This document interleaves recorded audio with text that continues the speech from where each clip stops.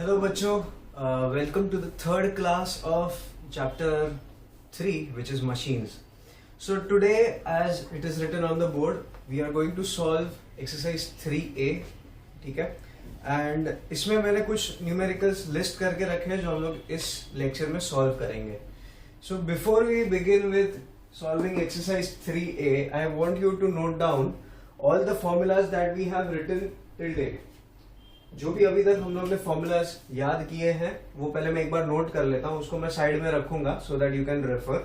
ठीक है, तो please make a note that you write these formulas and you by heart them. ठीक है, सो सबसे पहला फॉर्मूला क्या था? Mechanical advantage is equal to load upon effort. इसको याद रखने का क्या ट्रिक बताया था मैंने? Male, MALE, male. ठीक है.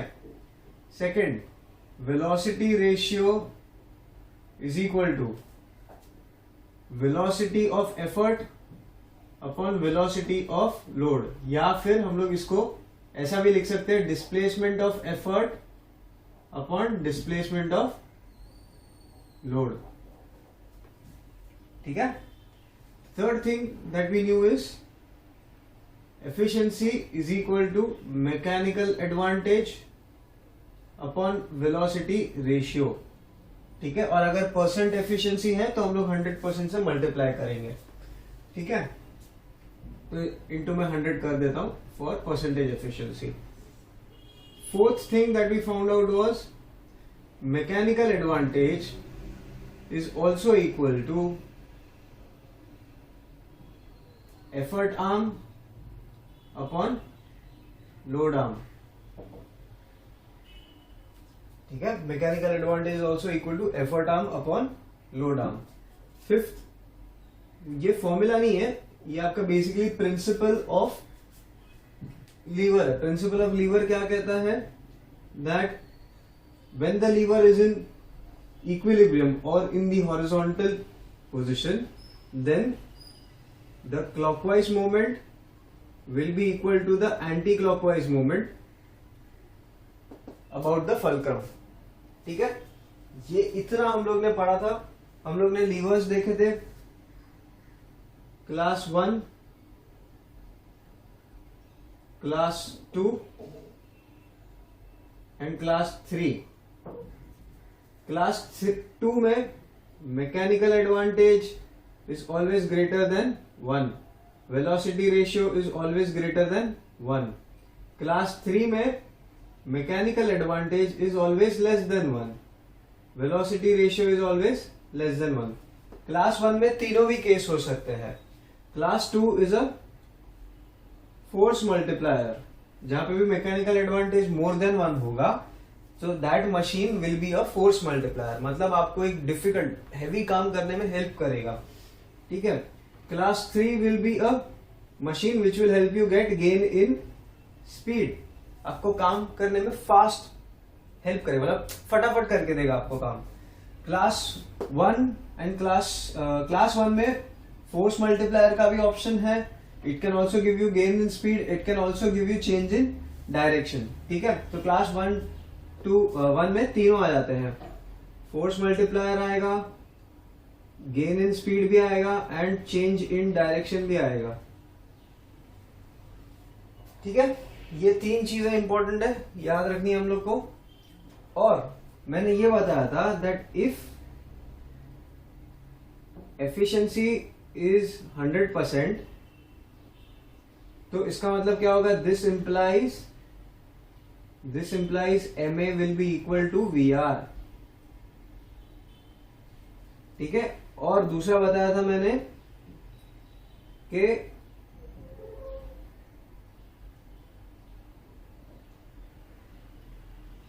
इसमें मशीन्स में मैंने लास्ट लेक्चर में एक एग्जांपल दिया था, याद है आपको, जिसमें मैंने बताया था कि mechanical advantage in ideal case will always be equal to VR, but in real life it may not be equal to, it will never be equal to VR. So यहां पे मैं लिख देता हूं, in ideal case MA is equal to VR. बराबर है ना? Ideal case में MA will be equal to VR, क्यों? क्योंकि आइडियल केस में एफिशिएंसी 100% होता है, तो MA will be equal to VR. But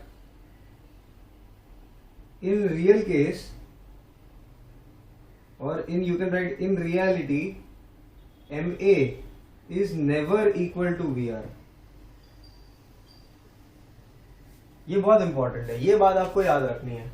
ठीक है, अब ये सारे फॉर्मूलाज जो है it is very important for us to remember, and यही फॉर्मूला हम लोग को हेल्प करेंगे एक्सरसाइज 3A सॉल्व करने में. ठीक है, so let us start with solving exercise 3A. सो सबसे पहले हम लोग सॉल्व करते हैं क्वेश्चन नंबर 1. तो बच्चों एक्सरसाइज 3A का फर्स्ट क्वेश्चन क्या कहता है? ये कहता है कि there is a crowbar of 120 centimetre length. तो क्रोबार है ना, ऐसा कर्व्ड होता है. ठीक है, it is something like this, और if I want to make it a little better, तो ये थोड़ा ऐसा होता है.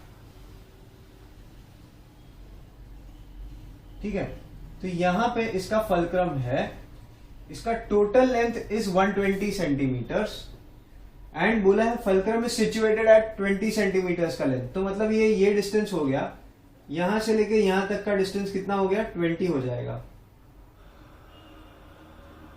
एंड यहां से लेके यहां तक का this distance will be 100 centimetres. Correct? तो अभी जनरली क्रोबार को हम लोग ये एंड पे पकड़ेंगे तो यहां पे मेरा एफर्ट आएगा. यस, एंड यहां पे हम लोग कोई भी एक लोड रख सकते हैं, पत्थर वगैरह कुछ भी. तो ये मेरा लोड है, राइट? अब पूछा है इसमें what will be my mechanical advantage. तो देखो ये लोड फलक्रम से लेके लोड तक का जो डिस्टेंस होता है, तो ये लोड आर्म मेरा हो गया. तो मैं पहले लिखूंगा load arm will be equal to 20 centimetres. ठीक है, और यहां से लेके यहां तक ये मेरा फलक्रम से लेके एफर्ट तक का जो डिस्टेंस होता है that is my effort arm. तो मेरा effort arm EA will be equal to 100 centimetres. And हम लोग को पूछा है मैकेनिकल एडवांटेज कितना है. ठीक है, so from this formula, okay, हम लोग कौन सा वाला फॉर्मूला यूज करेंगे मैकेनिकल एडवांटेज का? Mechanical advantage is load upon effort. लेकिन यहाँ पे ना मुझे लोड दिया है ना मुझे एफर्ट दिया है.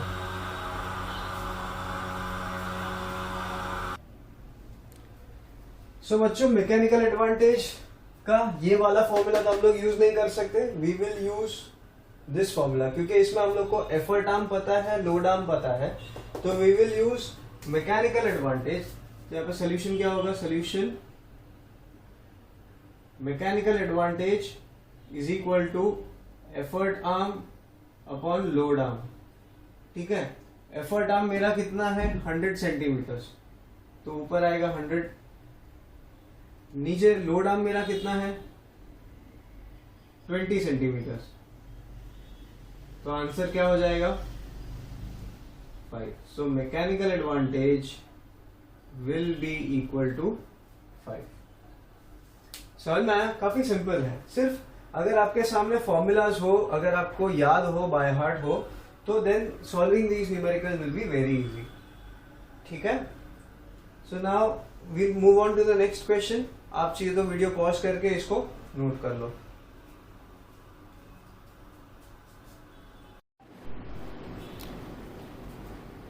So we will move on to the next question, which is question number 3. Question number 3 में आपको क्या दिया है? Question number 3 में दिया है you have a metal shear जिसके हैंडल का लेंथ 10 सेंटीमीटर है, ब्लेड का लेंथ 5 सेंटीमीटर है. दिया है the load which is 5 kgf. अभी देखो लोड कैसे पता चला कि लोड दिया है? देखो if you read the question, आपको पूछा है the a force of 5 kgf is required to cut the metal sheet. तो अभी जो फोर्स रिक्वायर्ड है उतना हम लोग के पास नहीं होगा ना, इसीलिए तो हम लोग shears यूज कर रहे हैं, नहीं तो यूज क्यों करते थे? सो बेसिकली 5 kgf हम लोग को दिया है, वो आपका लोड है. ठीक है, इसमें काफी बार कंफ्यूजन हो सकता है कि लोड है या एफर्ट है, but luckily in this question last में हम लोग ने एफर्ट पूछा है. तो ऑब्वियसली अगर एफर्ट पूछा है तो ये लोड ही दिया होगा. ठीक है, तो लोड इज 5 kgf. ठीक है, और मुझे पूछा है एफर्ट, और मुझे एफर्ट आर्म और लोड आर्म मुझे दिया है। तो मैं क्या करता हूं, सिंपल सा फॉर्मूला, मैं दो फॉर्मूला यूज करूंगा, एक mechanical advantage is equal to effort arm upon load arm, और दूसरा mechanical advantage is equal to load upon effort. ठीक है, ये दोनों फॉर्मूलाज मैंने लिख दिए, दोनों का लेफ्ट हैंड साइड सेम है mechanical advantage, so I can equate this and this. ठीक है, जो मैंने थर्ड स्टेप में इक्वेट किया है। फिर मुझे एफर्ट ढूंढना था, एफर्ट को यहाँ पे भेज दिया, इसको यहाँ पे भेज दिया, इसको डिनोमिनेटर में भेज दिया। So effort arm goes in the denominator, load arm goes in the numerator, multiplies with load. ठीक है, तो एफर्ट का वैल्यू मुझे ये मिल गया। अब सिर्फ सब्स्टिट्यूशन करना है, तो मेरा लोड इज 5 kgf, तो यहाँ पे लिख दिया, मेरा लोड आर्म इज 5 सेंटीमीटर, यहाँ पे लिख दिया, एफर्ट आर्म इज 10 सेंटीमीटर, तो यहाँ पे लिख दिया। इसको मैं कैंसिलेशन करूंगा तो आंसर आएगा मेरे को 2.5। यूनिट क्या होगा, kgf, क्योंकि हम लोग ने यहाँ पे लोड को भी kgf में लिया था, तो आंसर भी kgf में आएगा। अगर मैं लोड को न्यूटन में लेता तो यहाँ पे आंसर भी मेरा न्यूटन में आता था, कोई दिक्कत नहीं है। सो हम लोग ने प्रीवियस न्यूमेरिकल्स किए हैं जिसमें we have always seen that हम लोग कभी भी सेंटीमीटर्स में सब्स्टिट्यूट नहीं करते। तो यहाँ पे बच्चे पूछते हैं कि सर यहाँ पे आपने सेंटीमीटर्स में क्यों सॉल्व किया। द रीजन भी कि ये जब रेशियो होगा ना तो सेंटीमीटर और सेंटीमीटर कैंसिल हो जाएगा। तो अगर मैं इसको मीटर में कन्वर्ट करूंगा तो इसको भी मुझे मीटर में कन्वर्ट करना पड़ेगा, और इवेंचुअली दोनों का यूनिट कैंसिल होने वाला है, रेशियो है, तो फर्क नहीं पड़ता। ठीक है, हाँ, अगर एफर्ट आर्म आपको मीटर्स में दिया है और अगर लोड आर्म सेंटीमीटर्स में दिया, मतलब लेंथ के दो अलग अलग यूनिट है, एक ही न्यूमेरिकल में लेंथ के दो अलग अलग यूनिट है, तो फिर आपको यूनिट को सिंक्रोनाइज करना पड़ेगा, मतलब दोनों को सेम यूनिट में ला के रख दो and then you can substitute. दोनों का मीटर्स में रखो तो भी चलेगा, दोनों को सेंटीमीटर्स में दिया है तो well and good, no problem. ठीक है, यहाँ पे कन्वर्जन वाला प्रॉब्लम नहीं होता है। सो इतना आप नोट कर लो, then will move on to the next question which is question number 5। So बच्चों, we'll now look at the fifth question. Fifth question में दिया है यू हैव अ क्रोबार, ठीक है, ऑफ टोटल लेंथ 1.5 मीटर्स। ठीक है, नाउ उसमें बोला है कि उसका जो फल्क्रम है it is 1 metre away from the hand. तो ऑब्वियसली उसका हैंड यहाँ पे होगा, तो ये डिस्टेंस कितना हो जाएगा, यहां से लेके यहां तक का 1 मीटर। तो मैं इसको नोट कर लेता हूं, यहां से लेके यहां तक का डिस्टेंस इज 1 मीटर। ठीक है, तो ये बाकी का बचा हुआ यहां से लेके यहां तक का डिस्टेंस कितना हो जाएगा, 0.5 मीटर्स, करेक्ट। ठीक है, अब जहां से उसका एफर्ट अप्लाई होता है वहां से लेके फल्क्रम तक, इस डिस्टेंस को मैं क्या बोलता हूं, एफर्ट आर्म, और लोड से लेके फल्क्रम तक का जो डिस्टेंस है that is my load arm. ठीक है, अब बोला है कि there is a load of 75 kgf, तो मतलब आपको क्या दिया है, लोड दिया है, load is equal to 75 kgf। ठीक है, इतना आपका लोड है, and they have asked you to draw a diagram of the same, और उस डायग्राम में आपको एफर्ट और लोड का डायरेक्शन भी बताना है। तो लोड मतलब ये ऑब्जेक्ट होगा, तो लोड कौन से डायरेक्शन में फोर्स अप्लाई कर रहा है, obviously its weight is the force, right, its weight is the resistive force, तो वो हमेशा डाउनवर्ड डायरेक्शन में होगा।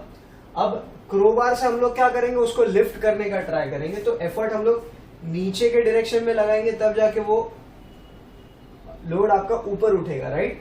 सो effort will also be in the downward direction, and this becomes the diagram for the this question. ठीक है, now पूछा है आपको कि एफर्ट कितना लगेगा, एंड दूसरी बात मैकेनिकल एडवांटेज भी पूछा है। तो let us solve for mechanical advantage first. So मैं पहले लिखूंगा mechanical advantage MA is equal to effort arm upon load arm. ये फॉर्मूला से, क्योंकि मुझे लोड आर्म पता है, मुझे एफर्ट आर्म पता है, तो मुझे मैकेनिकल एडवांटेज सबसे पहले मिल ही जाएगा।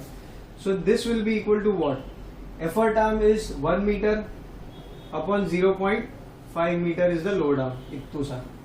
ठीक है, तो इसका आंसर क्या हो जाएगा, 2। तो मुझे क्या मिला, mechanical advantage is equal to 2। ठीक है, अब मुझे लोड और एफर्ट पता है, आई मीन एफर्ट ढूंढना है, लोड और मैकेनिकल एडवांटेज पता है, तो मैं ये वाले फॉर्मूला से एफर्ट ढूंढ लूंगा. So see now mechanical advantage is equal to load upon effort होता है. So therefore effort will be equal to load upon mechanical advantage. Load मेरा 75 kgf है, मैकेनिकल एडवांटेज 2 है, तो इसका आंसर क्या होगा 37.5 kgf will be my effort.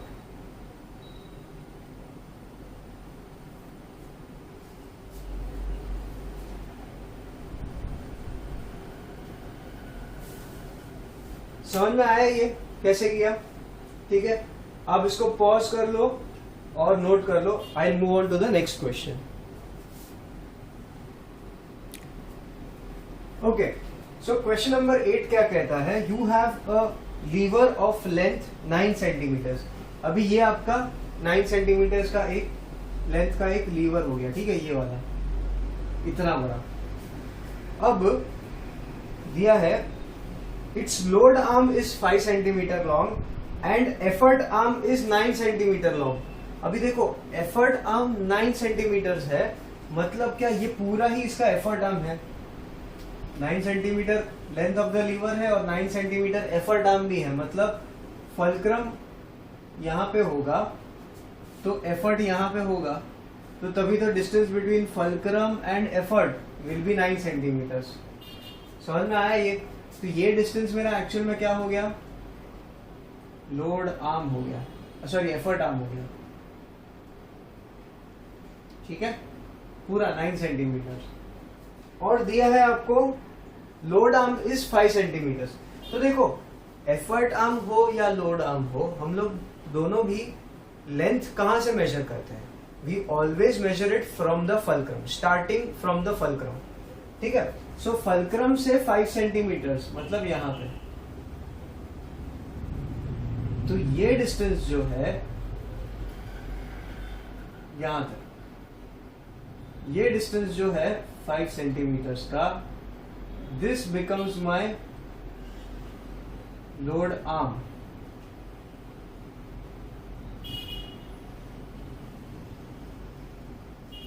समझ में आया ये? अब आपको बोला है to which class does it belong. तो अभी देखो फल्क्रम यहां पे है, एफर्ट यहां पे है और लोड बीच में है, तो this belongs to which lever? Class 2 lever. ठीक है, तो आंसर इसका क्या आएगा? Class 2. The first thing is class 2 lever. ठीक है, अब उसमें क्या पूछा है सेकेंड पार्ट में?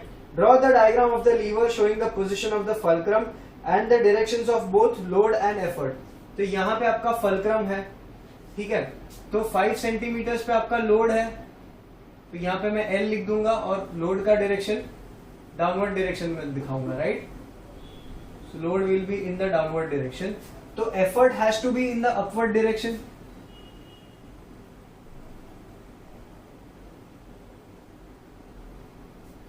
तभी तो ये बैलेंस होगा ना. See in the horizontal position इसको अगर बैलेंस करना है तो लोड अगर डाउनवर्ड डायरेक्शन में तो effort will be in the upward direction.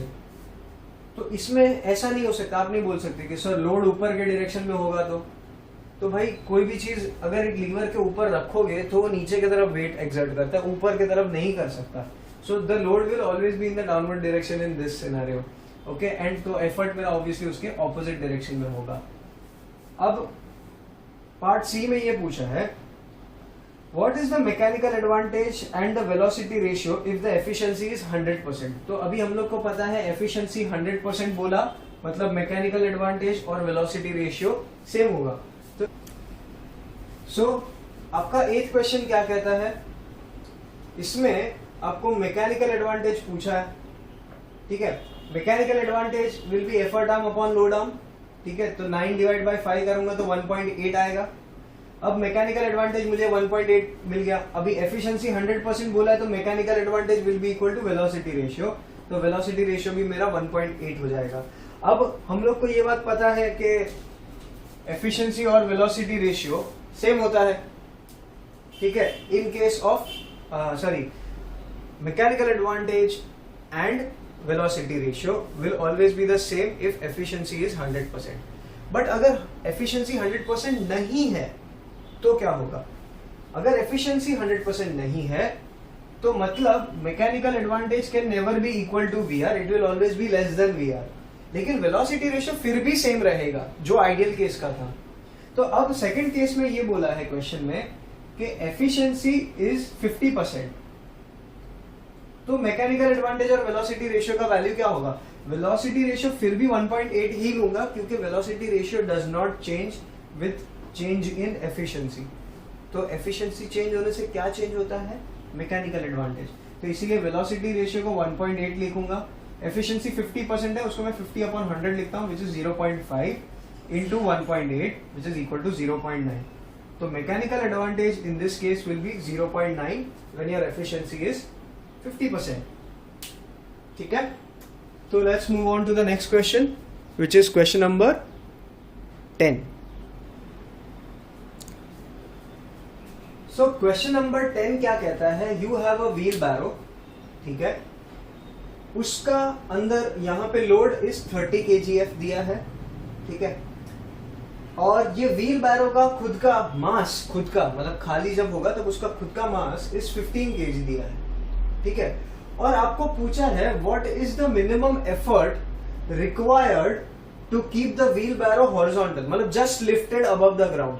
ठीक है, तो मतलब इसके अंदर 30 kg का लोड भर दो और उसके बाद आपको कितना एफर्ट लगेगा, ठीक है, उसको सिर्फ जमीन से उठा के हॉरिजॉन्टल रखने के लिए. ठीक है, तो मिनिमम उसको हवा में रखने के लिए कितना आपको एफर्ट लगेगा. सो देखो, इसमें आपको दो चीज और भी पूछा है, लोड आर्म और एफर्ट आर्म भी पूछा है. ठीक है, तो इसमें एफर्ट आर्म कितना होगा, लोड आर्म मेरा कितना होगा? ये मेरा लोड आर्म हो गया. तो यहां पे मैं लिखूंगा load arm is equal to 20 centimetres. और एफर्ट आर्म मेरा कितना हो जाएगा? एफर्ट आर्म दिया है 40. करेक्ट? गलत. ये 40 सेंटीमीटर्स इज एफर्ट से लेके लोड के बीच का डिस्टेंस, जबकि एफर्ट आर्म को हम लोग कैसे डिफाइन करते हैं? Distance between the fulcrum and the point where you are applying the effort. तो यहां से लेके यहां तक मतलब 20 + 40 कितना हो जाएगा? 60 centimetres. So correct effort arm would be 60 centimetres. अभी ये क्वेश्चन में ना ट्रिक ये था कि बच्चों को कंफ्यूज करना है कि ताकि बच्चे एफर्ट आर्म को 40 लिख दे तो सब गड़बड़ हो जाएगा. ठीक है, सो यार effort arm is 60 centimetres, load arm is 20 centimetres. By the way, ये कौन से क्लास का लीवर है? एफर्ट आर्म बड़ा है, लोड आर्म छोटा है. So mechanical advantage will be more than 1.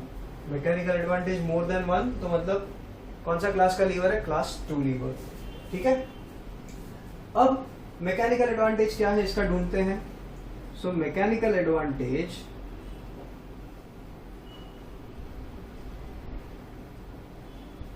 Is equal to effort arm upon load arm. तो एफर्ट आर्म मेरा 60 है अपॉन 20 हो जाएगा विच इज इक्वल टू 3. तो ये मेरा मैकेनिकल एडवांटेज है. अब पूछा है हम लोग को the minimum effort required to keep the wheelbarrow just off the ground.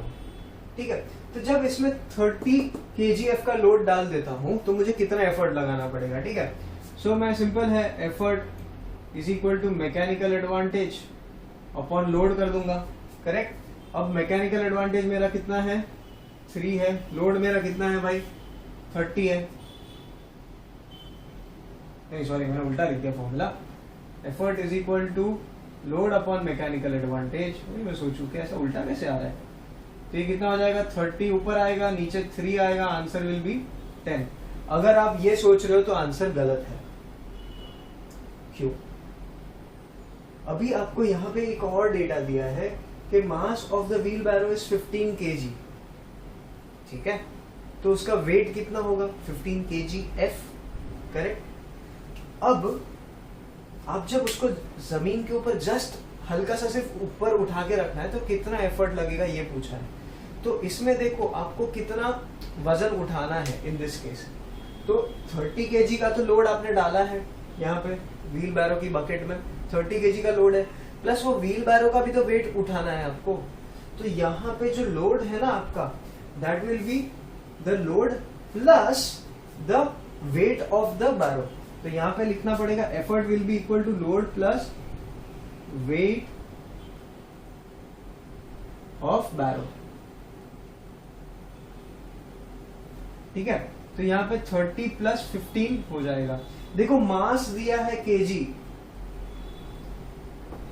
ठीक है, इसका मतलब उसका weight will be 15 KG F. KG की जगह पे केजी एफ लिखना है. ठीक है, यहाँ पे गलती से डेटा में weight of the empty barrow is 15 KG F mass मत लिख देना, 15 केजी मत लिख देना, तो गलत हो जाएगा. ठीक है, weight is in kg f not in kg. तो 15 प्लस 30 करूंगा तो कितना हो जाएगा? This will become 45 upon 3. 3 1 जा 3 15 जा. ठीक है, तो क्या हो जाएगा ये 15. So the minimum effort required to keep the wheelbarrow just off the ground will be 15 kgf. मतलब मुझे मिनिमम 15 kgf का लोड मतलब एफर्ट लगाना पड़ेगा ताकि वो व्हील बैरो को जमीन से उठा सकूं बस. ठीक है, so this is your question number 10. It is a very nice question. इसमें कंफ्यूजन भी बहुत है. 2 ट्रिक्स थे इसमें. यहाँ पे एक था एफर्ट आर्म करेक्ट आइडेंटिफाई करना. सेकेंड ट्रिक वाज लोड में आपका व्हील बैरो का वेट भी आपको ऐड करना पड़ेगा. ठीक है, so this is question number 10. Now the next question is question number 11. So आप पॉज करके इतना नोट कर लो. ठीक है, then we will move on to question number 11. So question number 10 exercise 3A का 11 माय मिस्टेक. क्या कहता है? ये कहता है कि there is a cantilever beam. ठीक है, इसको कैंटिलीवर बीम बोलते हैं. कैंटिलीवर मतलब एक साइड पे फिक्स, दूसरा साइड हवे में. ठीक है, तो एक बीम है आपके पास. ठीक है, बीम के एक एंड पे आपको लोड लगाया है आपने कितना 50 न्यूटन्स का, और यहाँ पे आपको एफर्ट लगाना है ऊपर के डायरेक्शन में ताकि ये हॉरिजॉन्टल रहे. ठीक है, अगर नहीं लगाओगे तो झुक जाएगा ना. एफर्ट नहीं लगाओगे तो ये झुक जाएगा. तो ये झुके नहीं, ताकि तो आपको क्या करना, बीच में से ऐसे उठा के रखना पड़ेगा ताकि ये हॉरिजॉन्टल रहे. So effort will be in the upward direction. ठीक है, तो समझ लो ये पॉइंट ए है जहां पे मैं एफर्ट लगा रहा हूं, और ये पॉइंट बी है जहां पे मेरा लोड है. ठीक है, अब बोला है state the principle of moments as applied to the above lever. अब इसमें प्रिंसिपल ऑफ मोमेंट क्या हो जाएगा? प्रिंसिपल ऑफ मोमेंट में आप लिखोगे in the equilibrium condition clockwise moment will be equal to anti clockwise moment. ठीक है, क्लॉकवाइज मोमेंट कौन दे रहा है? ये लोड दे रहा है. ठीक है, तो यहां पे मैं लिखूंगा load multiplied by load arm. ठीक है, will be equal to anti clockwise moment कौन सा है? एफर्ट. एफर्ट मेरा एंटी क्लॉकवाइज घुमाएगा ना इसको उल्टा, तो this will be my effort multiplied by effort arm. ठीक है, लेकिन अभी यहाँ पे बोला है principle of moments applied to this situation. तो सिचुएशन क्या है? ये फिक्स पॉइंट यहाँ पे आपका फल्क्रम है, राइट? तो एफर्ट आर्म और लोड आर्म को हम लोग को सब्स्टिट्यूट करना पड़ेगा. तो लोड इनटू लोड आर्म मेरा क्या है? बी से लेके एफ तक. देखो load arm will be always from fulcrum to the load. Fulcrum और लोड के बीच के डिस्टेंस को हम लोग लोड आर्म बोलते हैं. तो एफ बी लिखूंगा यहाँ पे, will be equal to effort multiplied by effort arm मेरा कितना है? फल्क्रम से लेके एफर्ट तक, तो एफ ए.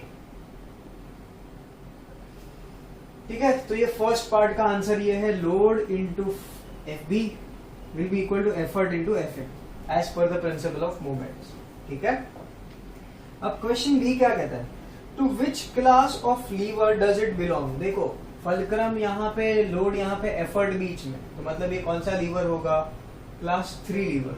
क्यों? क्योंकि इसका मैकेनिकल एडवांटेज लेस देन 1 है ना. देखो मैकेनिकल एडवांटेज क्या है आपका? Effort arm upon load arm. अभी देखो आपका एफर्ट आर्म छोटा है, लोड आर्म बड़ा है. लोड आर्म बड़ा है, यहां से लेके यहां तक इज योर लोड आर्म, तो विच इज ग्रेटर. तो डिनोमिनेटर बड़ा है, न्यूमरेटर छोटा है, तो mechanical advantage will be less than 1. और ये अगर लेस देन 1 है और फल्क्रम एक एंड पे है, तो मतलब ये क्लास 3 लीवर हो गया. ठीक है, तो आंसर इसका क्या लिखेंगे हम लोग? Class 3 lever. अब क्वेश्चन सी देखो क्या दिया है. क्वेश्चन सी में ये पूछा है if F A is equal to 10 centimetres. F A is equal to 10 centimetres. तो यहाँ पे मैं लिखूंगा effort arm is equal to, ये सी का आंसर है, effort arm is equal to F A which is equal to 10 centimetre दिया है ना, हाँ नहीं, हाँ 10 centimetre, and A B is 490, A से लेके बी तक 490 है, तो length A B is equal to 490 centimetre,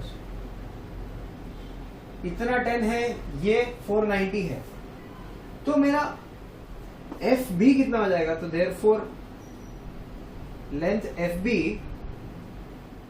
will be equal to length A F ए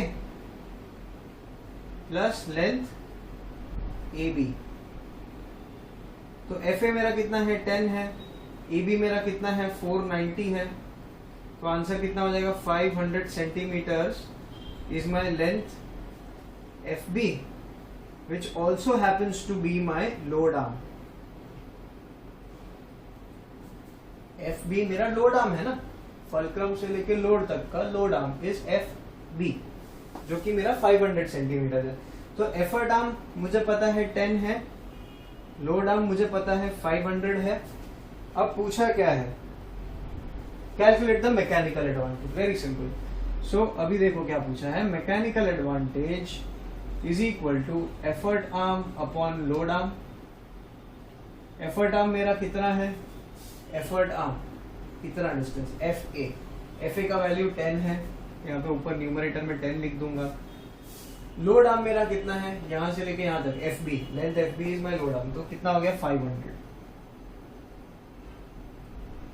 तो आंसर क्या है 1/50 is my mechanical advantage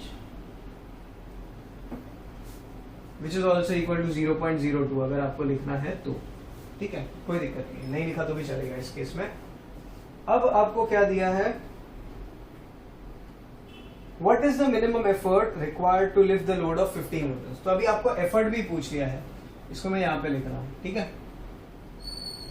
effort is equal to mechanical advantage, नहीं वापस वही लिख रहा था गलती से, it will be your load upon mechanical advantage, load मेरा कितना है 50 न्यूटन है, मैकेनिकल एडवांटेज 1/50 है, ठीक है, तो ये 50 कहां चला जाएगा, ऊपर चला जाएगा, तो this will be 50 multiplied by 50 which is equal to 2500 newtons will be my effort, correct,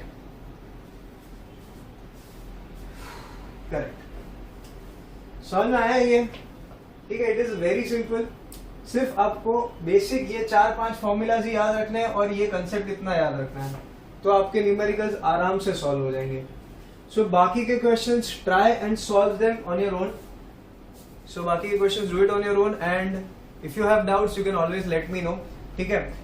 last lecture के बाद मैंने जब तुम लोग से बात किया था तो काफी बच्चों ने बोला कि सर आपका जो यूट्यूब चैनल है वो सब्सक्राइब नहीं हो पा रहा है एंड कमेंट सेक्शन भी डिसेबल्ड है, तो वो सब मैंने सॉर्ट कर दिया है, so I would request you to subscribe, ताकि हर बार मैं कोई नया वीडियो अपलोड करूंगा at least you will get an notification, and बार बार मुझे आपको पर्सनली मैसेज करने का जरूरत नहीं पड़ेगा, ठीक है। So you can subscribe now, you can ask your comments, ask your doubts in the comments, उसमें कोई प्रॉब्लम नहीं है, you can also give me a call, so that is it, and with this lecture we have finished exercise 3A. In the next class we will start from pulleys, ठीक है। So I hope आपने इसके previous lectures को अच्छे से समझा है, and आज के lecture को समझने के बाद आप आज का आज इस try and solve the rest of the questions of this chapter from exercise 3A. Plus, I would also request you to go through the solved examples given just before exercise 3A. ठीक है? Thank you बच्चों and keep working hard.